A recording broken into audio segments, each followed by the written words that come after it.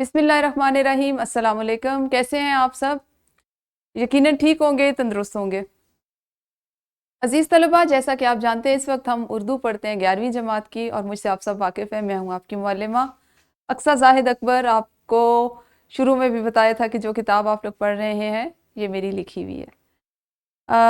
हमने अपने जिस सबक का आगाज़ कर रखा है उसका उन्वान है अखलाक हसना, और हमने जिस सलाहियत पे काम करना है वो है लिखना, और लेक्चर नंबर है हमारा 6।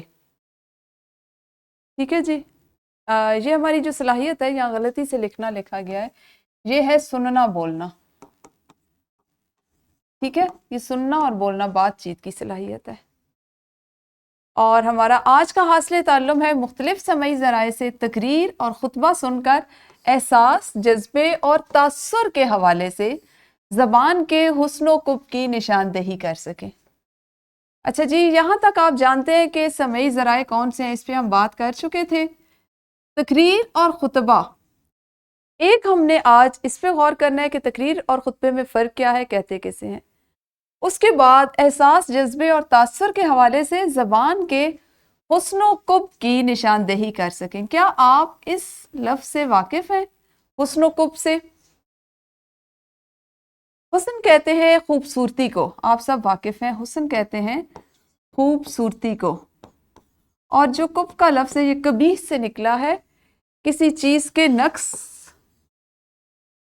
उसकी खराबी या उसकी बुराई। ठीक है, तो हुस्न है किसी चीज़ में उसकी खूबसूरती या उसमें जो कबाहत पाई जाती है या उसकी जो खराबी या नक्स होते हैं उस पर बात करने को। ठीक है, ये हमारा आज का हासिल ताल्लुम होगा। आप लोगों के लिए 2 तस्वीर हैं, जल्दी से इनको पहचानिए कि क्या ये तस्वीर आपने कभी कहीं देखी, या ऐसी तस्वीर से आप क्या समझ पाएंगे। रेयान, आपको इन तस्वीर की मदद से कुछ समझ आ रहा है? तकरीर। हाँ जी, ये है तकरीर। और ठीक है, और ये जो है इसको हम बयान कहेंगे या खुतबा कहेंगे। ठीक है, क्योंकि तकरीर में आपका एक ख़ास, आपकी जिस्मानी हरकत सकनात होती हैं, आपके चेहरे के तासुरात होते हैं, आपके ये कह लें कि हाथ, चेहरा, आपकी आंखें, इन तमाम के जो जिस्मानी हरकत सकनात हैं वो भी साथ पाई जाती है। जब हम खुतबे की बात करते हैं, खिताब की बात करते हैं, गुफ्तगू की बात करते हैं, तो वो हम बैठ के आम अंदाज में भी खिताब कर सकते हैं। ठीक है जी, तो आज के हासिल ताल्लुम से मुतल्लिक थी ये तस्वीर आप लोगों के लिए। चूँकि सुनने और बोलने की सरगर्मियाँ हम कर रहे हैं, तो आप लोग ज़रा इस वक्त ये जो बच्चे मेरे साथ ऑनलाइन क्लास ले रहे हैं और फिज़िकल क्लास में, वो हमारे पास यही स्क्रीन पे कुछ मैं ऑडियोज़ हैं इनको चलाऊंगी, वो सुनेंगे। और जो लोग QR कोड की मदद से इन वीडियोस को देखेंगे, ड्रॉप बॉक्स में ये लिंक्स मौजूद होंगे, आपने वहाँ से ये वीडियोस प्ले करनी है, ऑडियोज़ प्ले करनी है।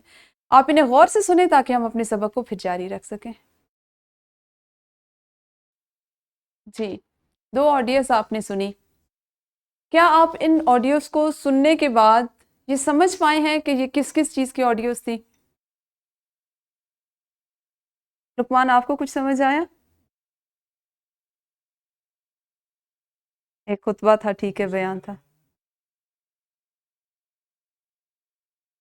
और जो उस बच्चे की थी वो क्या था?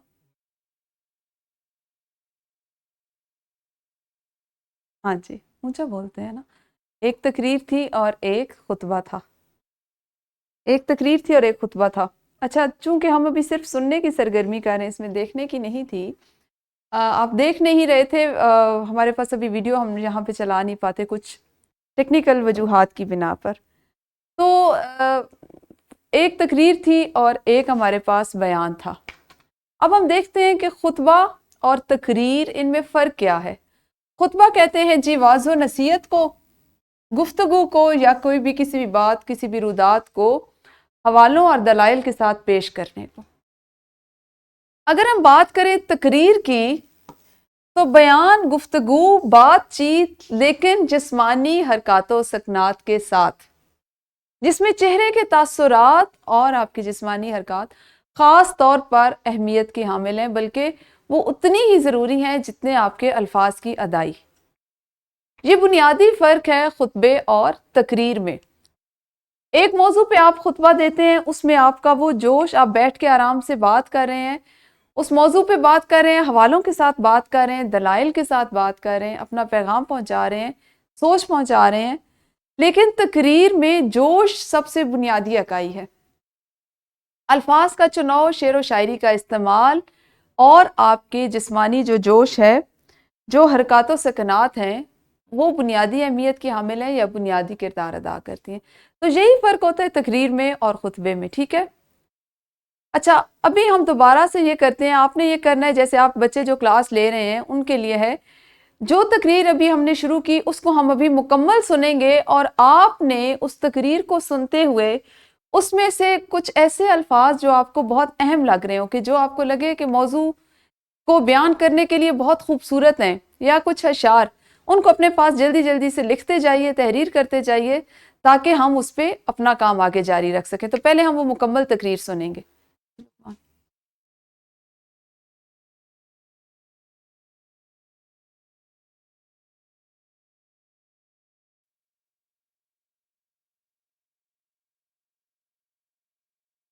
ریان، تقریر سنی آپ نے، جی لقمان میم سنی؟ سنی۔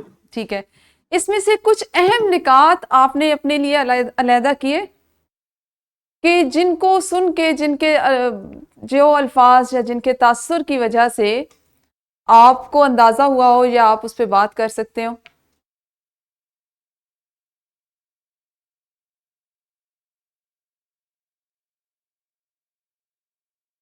میں نے اس تقریر کو سننے کے بعد اس میں سے کچھ اشعار، ایک شعر اور کچھ الفاظ علیحدہ کیے۔ جیسے اس میں جو مقرر تھے انہوں نے کہا، زندگیاں بیت گئیں اور قلم ٹوٹ گئے، زندگیاں بیت گئیں اور قلم ٹوٹ گئے، تیرے اوصاف کا ایک باب بھی پورا نہ ہوا۔ کتنی بڑی بات ہے کہ انہوں نے بڑے اچھے انداز میں نبی اکرم صلی اللہ علیہ وآلہ وسلم کے اوصاف حمیدہ کو بیان کرنے کے لیے اس شعر کا سہارا لیا، اور بڑی اچھی مثال دی کہ کس طرح سے اگر ہم اس پوری جو سمندروں کا پانی ہے اس کو سیاہی بنا دیں، اور درختوں کو قلم بنا دیں، اور خلا کو اوراق بنا دیں، تو بھی نبی اکرم صلی اللہ علیہ وسلم کے اوصاف حمیدہ بیان نہیں ہو سکتے۔ اسی طرح اس میں ان کا ایک بڑا خوبصورت جملہ تھا، نبی تو وراء الورا ہے، ہماری پہچان کی حد سے بھی بالاتر ہے۔ کیا حسین بات کی ہے کہ آپ دیکھیں کہ ان کے الفاظ کا چناؤ، اور کس طرح سے ان کا جو انداز بیان تھا، وہ چونکہ آپ نہیں دیکھ رہے تھے، آپ سن رہے تھے، لیکن آپ ان کے جوش، جذبے اور ولولے سے ادا کیے ہوئے جو الفاظ ان کو سن پا رہے تھے، تو کس انداز میں اس بچے نے، مقرر نے، اس کو نبی اکرم صلی اللہ علیہ وسلم کی شان کو بیان کیا ہے۔ تو یہ چیز کیا ہے؟ یہ تقریر کا حسن ہے، تقریر کی خوبی ہے۔ یہی چیز جو ہے، جو جوش و ولولہ ہے، جو الفاظ کا چناؤ ہے، جو لہجے کا اتار چڑھاؤ ہے، یہی دراصل تقریر کی خوبی ہے، ٹھیک ہے؟ اب ہم بات کرتے ہیں زبان کے کب کی۔ یہ تھے زبان کے حسن، زبان کا حسن تھا۔ زبان کا کب کی میں بات کرتی ہوں کہ ایک ریکارڈ شدہ تقریر سنیں۔ اب یہ آپ کے لیے ہے جو بچے کلاسز لے رہے ہیں، ان کے لیے، کہ ریکارڈڈ کوئی بھی تقریر آپ یوٹیوب سے یا کسی بھی اور سمعی ذرائع سے ایک ریکارڈ شدہ تقریر سنیں، اور اس میں زبان کے کسی بھی نقص کو نشان زد کریں۔ جیسے میں نے آپ لوگوں کے لیے اس میں جو خوبیاں تھی، جو حسن تھا، جو مجھے اچھے لگی چیزیں، ان کو علیحدہ کیا۔ آپ نے کوئی ایک تقریر سننی ہے جو ریکارڈڈ ہو، اور اس میں سے آپ نے زبان کے جو کب ہیں، جو زبان کے نقائص اس میں استعمال ہوئے ہیں، ان کو اپنے پاس محفوظ کرنا ہے، اور آپ نے وہ تقریر مجھے بھیجنی ہے، اور ساتھ میں اپنے لکھے ہوئے اہم نکات بھی، ٹھیک ہے؟ تاکہ آپ اس پہ زبان کے حسن و کب کی وجہ سے نشان زد کر کے بات کر سکیں۔ یہ ہمارا حاصل تعلم ہے۔ اچھا جی، ہم بات کرتے ہیں جذبات و احساسات کا اظہار کیوں ضروری ہے خطبے میں یا تقاریر میں۔ اس کا اہم نقطہ یہ ہے کہ جذبات کے ساتھ زبان کا تعلق ہوتا ہے۔ ہم جو بھی اپنے الفاظ ہوں گے وہ اس وقت تک پر اثر نہیں ہوتے، اس وقت تک اس میں وہ گہرائی، وہ تاثر نہیں آتا، جب تک اس کے ساتھ آپ کے جذبات منسلک نہ ہو جائیں۔ اور تقریر میں جذبات کا اثر بہت زیادہ ہوتا ہے۔ آپ کی تقریر آپ عام الفاظ میں بھی لکھی ہو، اگر وہ جذباتی انداز میں ہوگی، آپ کے جذبات کی اچھے سے عکاسی کاری ہوگی، تو وہ بہت معنی رکھتی ہے، وہ سننے والے کو ضرور متاثر کرے گی، آپ کا پیغام اس تک ضرور پہنچائے گی۔ اچھا اب آپ نے ایک ایسی تصویر ذرا اپنے ذہن میں لائیے، ایک مقرر جو چہرے کے تاثرات سے جذبات کا اظہار کر رہا ہوتا ہے. اس کی مثال ابھی کے لیے ابھی جو ہم نے سنا اس پہ آپ اس کو بالکل اچھے انداز میں سمجھ سکتے ہیں. ابھی چونکہ آپ نے تقریر سنی صرف دیکھی نہیں ہے، آپ اسی کو ذرا تصور میں لائیں کہ ایک بچہ جو تقریر کر رہا ہے تو اس کے چہرے کے تاثرات کیا ہوں گے جو یہ الفاظ بول رہا تھا، پھر آپ اس کو آپ زیادہ اچھے انداز میں سمجھ پائیں گے. اچھا اب آپ نے کیا کرنا ہے، جب جماعت میں آپ اس کو کریں گے تو گروہ کی صورت میں سرگرمی جس میں بحث کی جائے کہ مختلف جذبات کیسے الفاظ کے معنی کو بدل دیتے ہیں. دیکھیں الفاظ وہی رہتے ہیں، جب آپ اس کو اپنے جذبات اور تاثرات کے ساتھ بیان کرتے ہیں نا تو اس کا معنی بدل جاتا ہے، اس کی تاثیر بدل جاتی ہے. وہی الفاظ آپ عام بول چال میں اپنے بغیر جسمانی حرکات و سکنات کے، بغیر چہرے کے تاثرات کے بولتے ہیں تو سننے والا غور کرتا رہ جاتا ہے کہ آیا یہ خوشی کے لیے کہا گیا ہے یا غم کے لیے. تو اس طرح سے آپ نے ایک چھوٹی سی سرگرمی اپنی جماعت کے کمرے میں کرنی ہے. جو بچے آن لائن کلاس لے رہے ہیں وہ اس سرگرمی کو کریں گے جس میں انہوں نے زبان کے کب تلاش کرنے ہیں. تقریر اور خطبے کے تجزیے کے کچھ اصول بھی ہوتے ہیں. ویسے تو ان دونوں کے فرق آپ نے جاننا تھا جو کہ ابھی ہم نے شروع میں ہی دیکھ لیا. ان کا تجزیہ کرنے کا اصول یہ ہوتا ہے کہ اہم نکات کی شناخت کی جائے اور تاثرات کا تجزیہ کیا جائے. سب سے آسان طریقہ ہے، اگر میں آپ کو یہ بتاؤں کہ آپ نے خطبے میں اور تقریر میں فرق جاننا ہے یا آپ کو پتا چلے کہ تقریر کی جا رہی تھی یا خطبہ بیان کیا جا رہا تھا تو آپ اس کے تاثرات کا تجزیہ کر لیں. جہاں پہ عام بات کی جا رہی ہوگی، خواہ وہ بیٹھ کے ہو، کھڑے ہو کے ممبر پہ ہو رہی ہو، لیکن اس میں چہرے کے تاثرات بالکل ہمارے جیسے ہوں، تو آپ سمجھ جائیں کہ اس میں جو موضوع بیان کیا جا رہا ہے جس میں اس طرح کا جوش و جذبہ نہیں تو وہ خطبہ ہے.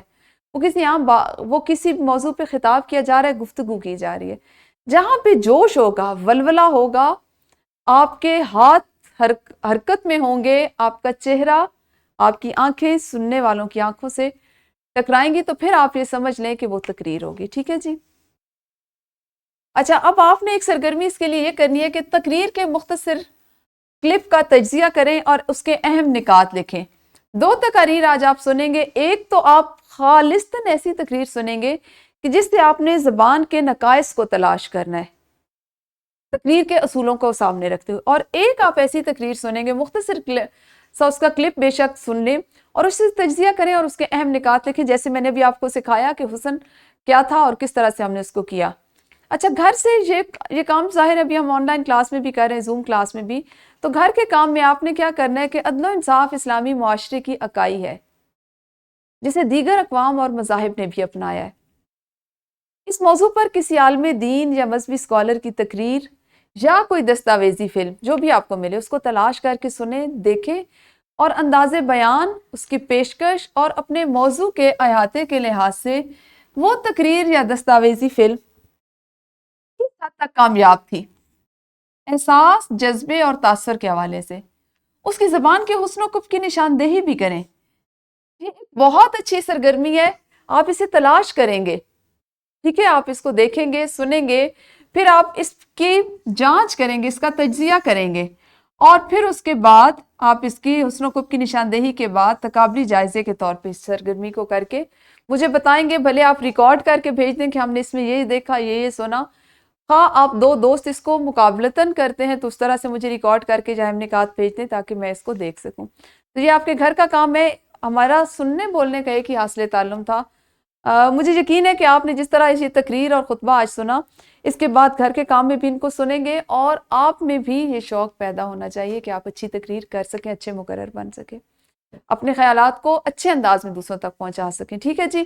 کل سے انشاءاللہ لکھنے کی سرگرمیاں، شکریہ ریان، لکھنے کی سرگرمیوں پہ کام شروع کریں گے. اپنا بہت خیال رکھیے، آج کا کام وقت پر مکمل کیجیے. کل ملیں گے اسی سبق کے اگلے حاصل تعلم کے ساتھ. اللہ حافظ. شکریہ.